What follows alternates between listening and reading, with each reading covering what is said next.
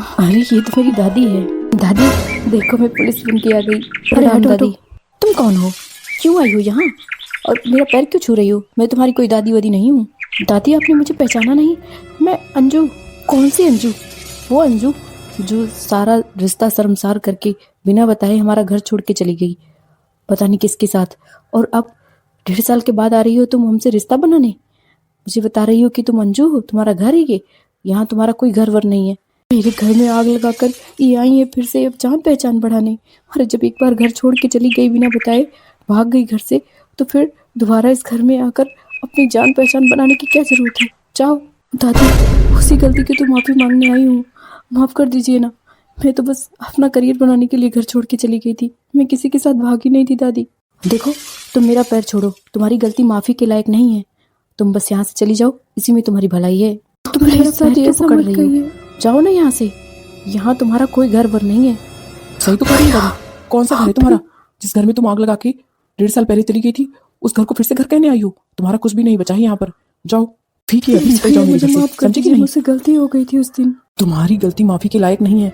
तुम हमारे घर से भाग गई थी, वो भी हम लोग को बिना बताए। और तुम जिस समय गई थी उसमें तुम्हें भी पता है माँ की तबीयत कितनी नाजुक थी, तुम्हारी कितनी जरूरत थी यहाँ। माँ की अंतिम इच्छा थी तुम्हारी शादी करनी, और तुम क्या की? सारी इच्छाओं पे माँ के पानी फेर की तुम हमारा घर छोड़ के चली गई। तुम्हें एक बार भी शर्म नहीं आई कि तुम क्या कर रही हो? भैया, मैं मानती हूँ मुझसे गलती हुई है। माँ की अंतिम इच्छा थी मेरी शादी करनी, लेकिन मुझे अपना करियर बनाना था। और आप लोग जबरदस्ती मेरी शादी करवा रहे थे, वो भी उस लड़के से जो मुझे पसंद भी नहीं था। इसलिए मैं घर छोड़ के गई थी, बस अपना करियर बनाने के लिए। बाकी और ऐसी कोई बात नहीं है। जो दादी कह रही कि तुम पता नहीं किसके साथ भागी थी, मैं किसी के साथ नहीं भागी थी भैया। और मैंने तो एक लेटर भी छोड़ा था आप लोगों को बताने के लिए कि मैं कहाँ जा रही हूँ, जिससे आप बाद में मेरे जाने के बाद परेशान ना हो और माँ का सही से इलाज भी करा सको। अगर मैं घर छोड़ के ना जाती तो मेरी शादी में सारे पैसे खर्च हो जाते और माँ का इलाज भी नहीं हो पाता। इसीलिए मैंने और घर छोड़ा था भैया। तुम हम लोगों को बेवकूफ समझती हो क्या? तुम्हें माँ का इतना फिक्र था? अरे तुमने एक बार भी माँ के बारे में सोचा होता ना तो घर छोड़ के कभी ना जाती। और कैसे लेटर की बात कर रही हो? कौन सा लेटर तुमने दिया था? बेवकूफ मत बनाओ हमें। ये मत सोचो कि तुम्हारी इन गोल गोल बातों में हम लोग आ जाएंगे। और माँ की बात तो तुम बिल्कुल मत करो। तुमने जो माँ के साथ किया ना, वो कोई बेटी अपनी माँ के साथ नहीं करेगी। तुमने माँ की अंतिम इच्छा, जो बेचारी वो चाहती थी, वो तो तुमने किया नहीं, ऊपर से घर छोड़ के और चली गई। अरे ये तो अंजुआ है, वापस लौट आई क्या? अपना करियर बनाने के लिए पूरे गांव में हल्ला मचाना पड़ेगा। बढ़िया झगड़ा चल रहा है। मिलने आई हूँ, एक बार मुझे माँ पापा से मिल लेने दीजिए। काम करिए बनाने के लिए गई थी ना, छोड़ के ना, तो जाओ, तुम्हारा बन क्या करिए। निकलो यहाँ से। आप गुस्सा कर रहे हो? ले चलो दीदी को अंदर, इनको बैठ के समझाते हैं इन्होंने क्या किया। इन्हें अपनी गलतियों का एहसास होना चाहिए। इन्होंने क्या क्या बर्बाद किया, इन्हें सब पता चलना चाहिए। आपको अपने माँ बाप से मिलना है ना? चलो मैं मिलवाती हूँ। देखो किस कंडीशन में हो लोग। राधा नहीं, इसको घर के अंदर मत ले जाओ, ये उस लायक नहीं है। जी, इनको सच्चाई जानने की जरूरत है, तभी तो इनको अपनी गलतियों का एहसास होगा। यही कमरा है ना आपके माँ बाबू जी का? देख लीजिए, उधर कोने में दीवार पे लगी है फोटो उनकी, शीशे में पैक होकर। यही चाहती थी ना आप? करियर बनाने गई थी आप। ऐसा कोई बेटी करियर नहीं बनाती है अपने माँ बाप की चिंता किए बगैर। ऐसा नहीं हो सकता। तुम्हारे जाने के बाद ऐसा बिल्कुल नहीं हो सकता। जो दर्द हमारे परिवार को दिया है ना, ऐसा पूरी दुनिया में कोई बेटी अपने माँ बाप को, अपने भाई बहन को, अपनी भाभी को, अपने पूरी फैमिली को नहीं देगा। दी, तुम्हारी गलती माफी के लायक नहीं है। कोई भी तुम्हें माफ नहीं कर सकता। राधा, इसने देख लिया ना सब कुछ, इसे बोलो ये निकले अब यहाँ से। नहीं जी, जैसे लोगों ने कहा ना कि मेरे आने की वजह से इस घर में मेरे अशुभ कदम पड़े, इसलिए इस घर की ये हालत हुई, वैसे कल को ये दीदी भी ना कहने लगी। इसलिए इनका जानना जरूरी है। इनके जाने के बाद इनके पीछे क्या क्या हुआ इस घर में, जब ये हालत हम लोग की हुई। मैंने बहुत सुना है जी, सब लोग पूरे गांव में चाची जी ने ढिढोरा पीट दिया कि मेरे पैर अशुभ थे। और बहुत सारे लोगों ने मान भी लिया कि जैसे मैं इस घर में आई, मेरे आए 6 महीने नहीं बीते और घर में ऐसी हालत आ गई। लेकिन इसकी जिम्मेदार मैं नहीं थी, इसकी जिम्मेदार दीदी जी थी। ये घर छोड़ के ना जाती तो ऐसा नहीं होता घर में। आप मुझे केवल 10 मिनट दीजिए, मैं इनकी गलतियों का एहसास नहीं करवाना चाहती हूँ। इन्होंने क्या क्या गलती की थी। ठीक है, जो तुम्हारे मन में आए वो करो, लेकिन हाँ, 10 मिनट के बाद इसे मैं इस घर में देखना नहीं चाहता हूँ। तुरंत इसे बाहर निकाल फेंकूंगा। दीदी, तुम्हें पता है उस दिन तुमने कितनी बड़ी गलती की थी? तुम्हारी उस गलती की सजा हम लोगों ने 1.5 साल तक कैसे भुगती है, जानना चाहती हो ना? मैंने पूरी बाजार, पूरा गांव, सब जगह छान मारा और पूरे रिश्तेदारों में भी फोन करके पता कर लिया। उसका कोई पता नहीं है, पता नहीं कहाँ गई। एक बार उनके कॉलेज में जाकर पता कर लीजिए, कोई लड़की लड़का उनका दोस्त हो जिससे उनसे बात होती हो, हो सकता है उसे कुछ बताई हूँ या किसी फ्रेंड के घर गई हूँ, पता कर लीजिए एक बार वो भी। हाँ बेटा, वो सही कह रही है। हो सकता है उसकी एक दोस्त थी, उसके घर कभी कभी चली जाती थी, हो सकता है वहीं गई हो, आ जाएगी। आप लोगों को अभी भी उस पर पूरा भरोसा है? माँ, आपका तो भरोसा खत्म ही नहीं होता उससे। कल से वो गायब है, उसको हम लोगों ने फ़ोन दे रखा है, उसका फ़ोन नहीं है घर में, उसके कपड़े गायब हैं, और आप अभी भी विश्वास कर रही हो कि अपनी फ्रेंड के यहाँ गई है? अरे बाबू, दीदी का विश्वास अंजू से कभी कम नहीं होगा, चाहे वो भले किसी लड़के के साथ भाग गई हो। ये कभी मानेंगी ही नहीं इस बात को। चाची जी, आप यहाँ ताना मारने मत आइए माँ को, आपको पता है उसकी कैसी हालत है। प्लीज अपना मुंह बंद रखिए। आपने देखा नहीं है उसे भागते हुए, और ना ही किसी ने दिखा है, तो ऐसी बातें तो बिल्कुल मत करिए। हम लोग ढूंढ रहे हैं, मिल तो जाएगी ही। क्यों ना विश्वास रहे माँ को? हर माँ को अपनी बेटी पे विश्वास रहता है। बाबू तुम कहो तो बात है, और मैं कहने तो ताना है। कहे तो तुम भी वही रहे थे। जब उसका फोन नहीं मिल रहा है और उसके कपड़े नहीं है घर में, और उसने बताया नहीं कि वो कहाँ जा रही है, तो इसका मतलब वो घर से भाग गई है। चाची जी बस करिए, जाकर अपना काम करिए। कहाँ जा रही हूँ? इस घर की नौकरानी तो हूँ ही मैं। पूरा दिन लोग मुझसे केवल काम की उम्मीद करते हैं। माँ जी, आप इस तरह से रोइए मत, बहुत हो गया। आपने कल से कुछ खाया भी नहीं है और तब से रोई जा रही हैं। दवा भी नहीं खाया आपने। मैं दवा ले आ रही हूँ और खाना आपको खाना होगा। हाँ, ऐसी बातें तो अब सुनना ही पड़ेगा। दीदी ने ऐसा काम ही किया है, जब वो घर छोड़ के चली गई बिना बताए तो लोग कुछ भी कहेंगे। और चाची को तो आप जानती ही हैं, उनकी बातों के लिए तो आप बिल्कुल मत रोइए। दादी जी, एक बार आप भी चल के खा लीजिए खाना। नहीं बहू, जब तक मेरी बहू नहीं खाएगी मैं नहीं खाऊंगी खाना। देखो तो मुझे को कैसे कह रहा है कि जाकर अपना काम करो। काम तो मैं अच्छे से करूंगी। आज तो इस कमरे को मैं उलट पलट के झाड़ूंगी। कुछ ना कुछ तो मिलेगा ही, कुछ ना कुछ तो जरूर छुपाई होगी। इन लोगों के मुंह पे तब मैं चपकाऊंगी, कुछ भी मिल जाए मुझे। उसके बाद बताती हूँ, बस एक प्रूफ की जरूरत है। उसके बाद जो कह रहे ताना मान रही हूँ ना, पूरी गांव में चिल्ला चिल्ला के बताऊंगी। भाग गई मेरी जेठानी की बेटी, खूब पढ़ा रही थी, मेरे मर्द की कमाई सब खा गई। मुझे तो ढंग से कपड़ा और खाना भी नहीं नसीब होता था। मेरा मर्द कमाए और सब लोग घर में राज करते थे। पढ़ा रही थी अपनी बेटियों को कलेक्टर बनाएंगी, पता चलेगा कौन सी कलेक्टर बनेगी। भाग गई एक घर छोड़ के, दूसरी भी भागी तो मेरा नाम उर्मिला नहीं। मेरी बेटी की शादी करने की बजाय ये अपनी बेटी की शादी करवा रही, क्योंकि ये अंतिम इच्छा है। पूरी करूंगी मैं अंतिम इच्छा। वैसे तो उसने कुछ कर ही दिया है, घी डालने का काम मैं करूंगी। ये क्या गिरा? कहीं इसका लव लेटर वोटर तो नहीं है? मुझे तो पढ़ने नहीं आता। चल रही हूँ रानी से पढ़वाऊंगी। हे भगवान, बस ये इच्छा मेरी पूरी हो जाए, ये लव लेटर निकले बस। रानी, जरा इसको पढ़ के सुनाना, इन सब में क्या लिखा है। अरे माँ, ये तो दीदी के नोट्स हैं। तुम कहाँ से ला रही हो? उसके कमरे से? हाँ, और कहाँ से लाऊंगी? और तू उसे दीदी क्यों कहती है? सिर्फ 1 साल का अंतर है तुम दोनों में, इतनी भी तू छोटी नहीं है। मैंने पहले भी तुझे बताया है, तू दीदी मत बोला कर उसे। और हाँ, इसे जल्दी जल्दी पढ़ के सुना। देख, इसमें उसका कोई लव लेटर वोटर तो नहीं है? अच्छे से पढ़। ये सब तो नोट्स है, लेकिन इसमें कुछ लिखा है। जो कह रही हूँ वो कर, वरना तो जानती नहीं है मुझे। भूल गई क्या? जो कहती हूँ मान लिया कर, सीधे सीधे लिख और फाड़ के दे मुझे। ठीक है माँ, अभी फाड़ के दे रही हूँ। और साथ साथ सुन ले, इसी से कुछ भी कहने की जरूरत नहीं है। ये लो, और बात सुन ले मेरी, रूम से बाहर निकलने की कोई जरूरत नहीं है। वो भाभी तेरी कुछ भी फरमाए ना, कुछ करने की जरूरत नहीं है। चुपचाप कमरे में रह और थोड़ी बहुत पढ़ाई कर। ये मेरी माँ भी ना, पता नहीं कितनी जलन है इसे। और थोड़ा सा खा लीजिए ना माँ जी। नहीं बहू, बस अब नहीं। पापा, हम क्या कहेंगे हम लोग अंजू के घर वालों से? अब तो समझ ही नहीं आ रहा है। परसों ही शादी का डेट था। अरे बता दीजिए ना, लड़की किसी लड़के के साथ भाग गई है। देखिए, उसका प्रूफ भी है मेरे पास। कह रहे थे ना कि बार बार ताना मत मारो। ताना नहीं मार रही थी। लो, चिट्ठी मिली है महारानी की, किसी संदीप नाम के लड़के के साथ भागी है। ध्यान से देख लो, उसकी राइटिंग भी है, वरना बाद में ये कहने लगो कि मैंने बनाया है लेटर। उसी के कमरे से मिला है। शाम को जोड़ा लगा रही थी उसके कमरे में, जब जाके पाई हूँ। आए मुझे बहुत सुनाने वाले। पापा, आप ये देख लो, आपकी बेटी के अच्छे कर्म। अब क्या जवाब देंगे हम उन्हें? बेटा, जवाब क्या, अब संजू बची है। वो तुम्हारे मामा जी पहले ही कह रहे थे कल से ही मुझे कि उन लोगों ने लड़की तो देखी नहीं है, तो संजू की ही शादी वहाँ कर देंगे। और क्या करेंगे, शादी तो काट सकते नहीं है। हम तैयारियाँ कर लो बेटा, संजू से एक बार बात कर लेते हैं। हाँ जी, अगर शादी कट गई नहीं हुई तो बहुत बेइज्जती होगी, और फिर दीदी की शादी करना भी मुश्किल हो जाएगा, क्योंकि जिसकी एक बहन भाग गई हो, दूसरी की शादी कितनी मुश्किल होती है। इसलिए अभी दीदी की शादी कर देंगे। और सबको समझाइएगा कि कोई ये ना कहे कि दीदी भाग गई हैं, क्योंकि अरे तुम तो ऐसा कह रही हो जैसे लग रहा है मैं जा रहा हूँ सबसे बताने। मैं किसी को नहीं इस लेटर के बारे में बता रहा हूँ, लेकिन हाँ, चाची को कौन रोकेगा? मैं रोकूंगी चाची जी को, ये मुझे दे दीजिए। सुनिए जी, मेरी संजू का ध्यान रखिएगा। मुझे नहीं पता था मेरी अंजू मुझे ये दिन दिखाएगी। बीमारी से ज्यादा कष्ट मुझे उसके इस कारनामे से हो रहा है। ऐसा दिन वो दिखाई है, मुझे नहीं पता था। शांत जाओ शांति, रोने की जरूरत नहीं है। अभी भी हमारी एक बेटी है, हम उसकी शादी करेंगे। तुम परेशान मत हो। तुम्हारी तबीयत भी नहीं ठीक है शांति, तुम्हें चुप हो जाना चाहिए।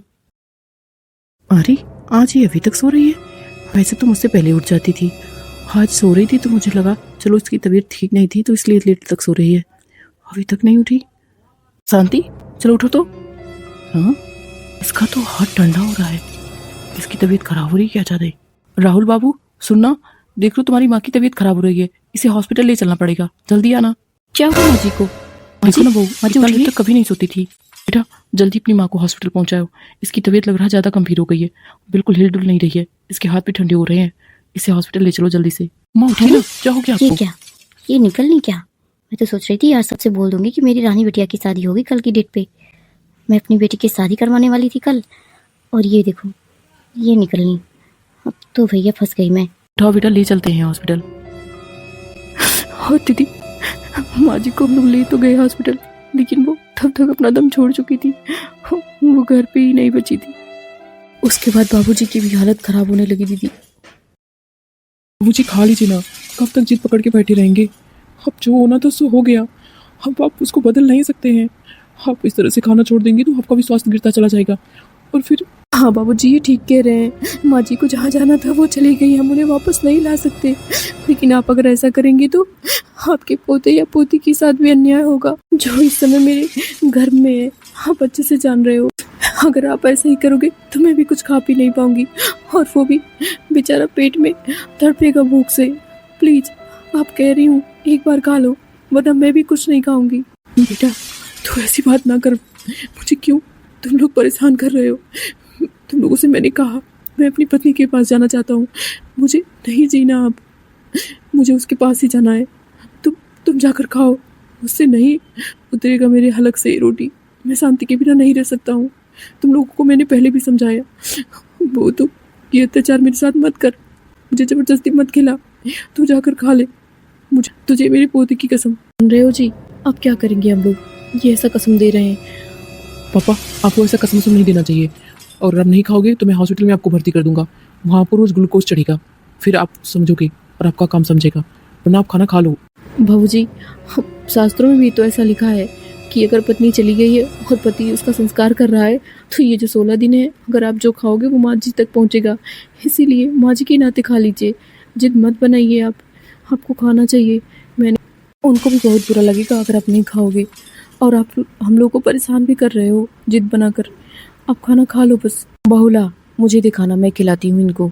हाँ बुआ जी लीजिए, खिला दीजिएगा ज़रूर, आज दूसरा दिन है, बाबूजी ने कुछ भी नहीं खाया है।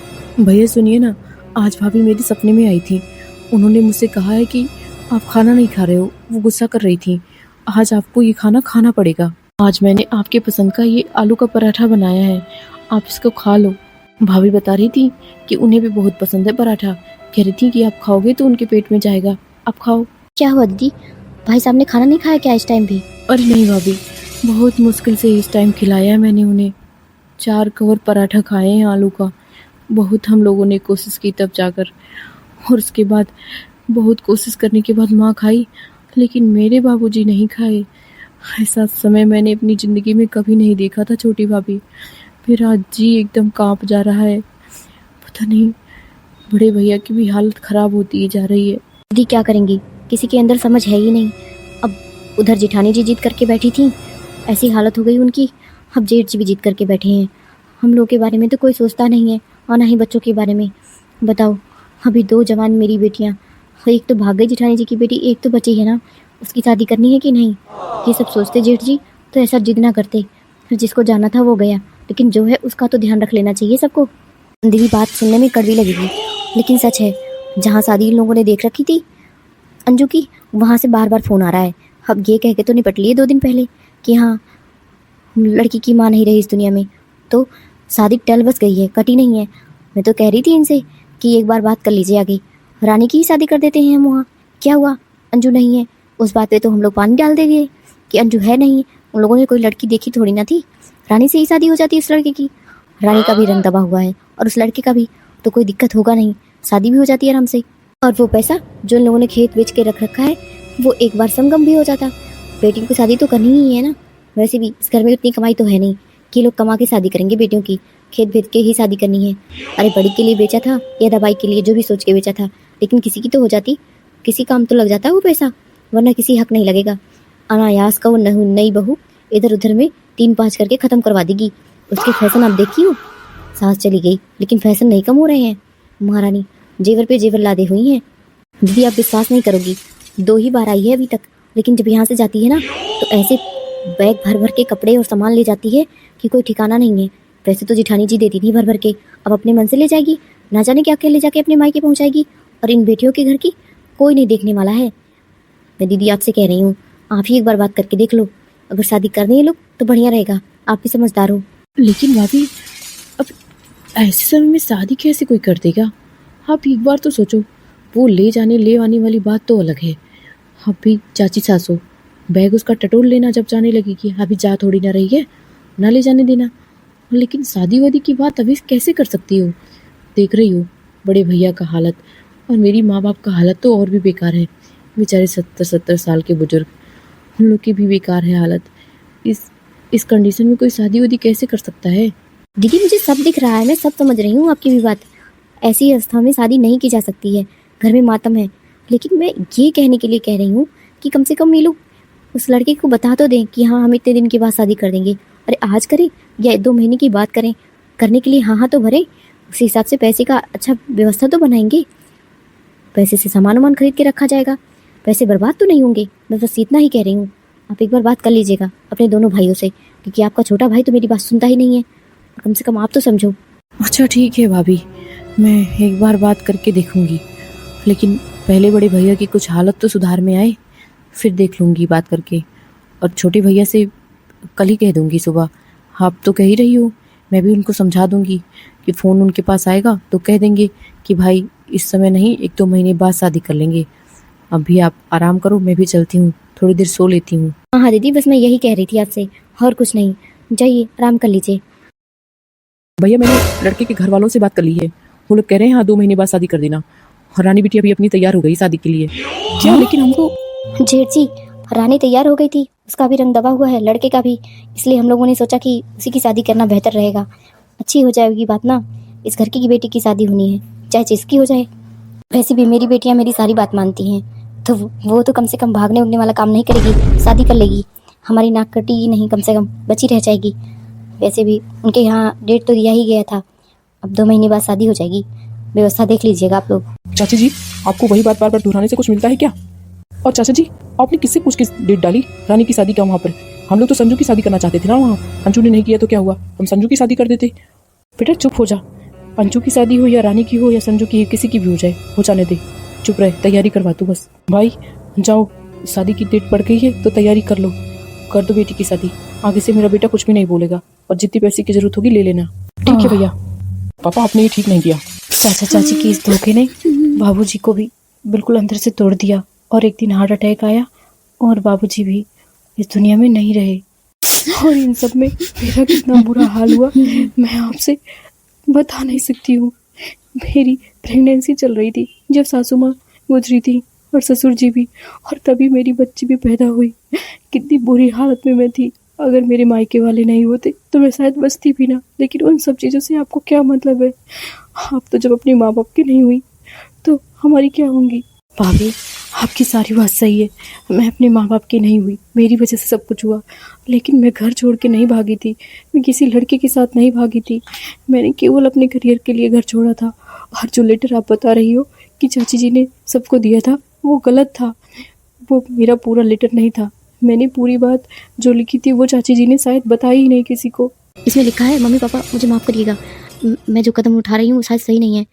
मैं अपना करियर बनाना चाहती हूँ, और आप लोग मेरी शादी ज़बरदस्ती एक काले कलोटे लड़के से करवा रहे हो, जो मैं डिजर्व नहीं करती हूँ। मैं उससे अच्छा लड़का डिजर्व करती हूँ। होप सो आप मेरी बात समझोगे, और मैं अपना इस टाइम करियर बनाना चाहती हूँ। मेरा एसआई एग्ज़ाम का प्री निकला है, मुझे उसका मेंस देना है और दौड़ भी, और अगर मैं शादी कर लूँगी तो ये सब मेरा बर्बाद हो जाएगा। इसीलिए बस मैं घर छोड़ के जा रही हूँ, और मैं संदीप की मदद ले रही हूँ इसमें। और इसमें लिखा है कि अगर माँ को कुछ भी प्रॉब्लम हो तो भैया प्लीज़ संदीप के घर जाके आप कांटेक्ट कर लीजिएगा।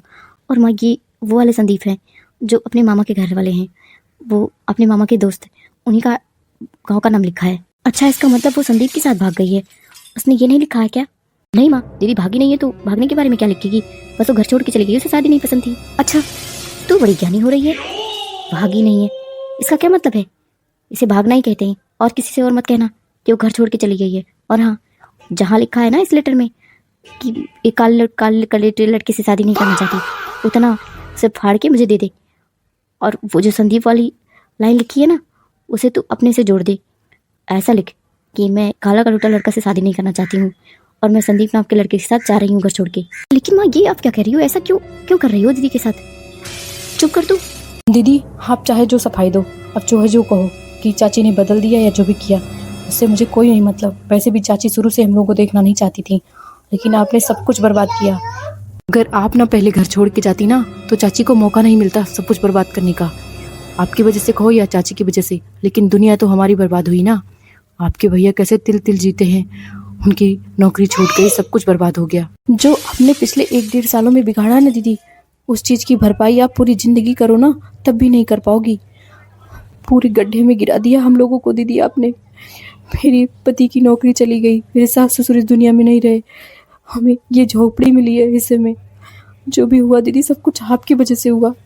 घर छोड़ के तुम गई दीदी, सास ससुर मेरे इस दुनिया को छोड़े, और लोगों ने लांछन क्या लगाया कि मेरे इस घर में कदम आने से सब कुछ बुरा हुआ। चाची ने पूरे गांव में ढिढोरा पीट पीट के कहा जब से मैं इस घर में आई हूँ सब कुछ बुरा हुआ।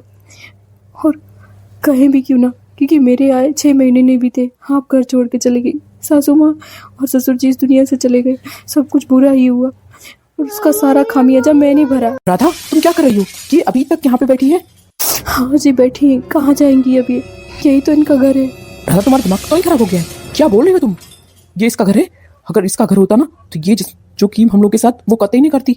देखिए जी, मैं मानती हूँ दीदी ने गलती की, बहुत बड़ी गलती की, इन्हें ऐसा नहीं करना चाहिए था।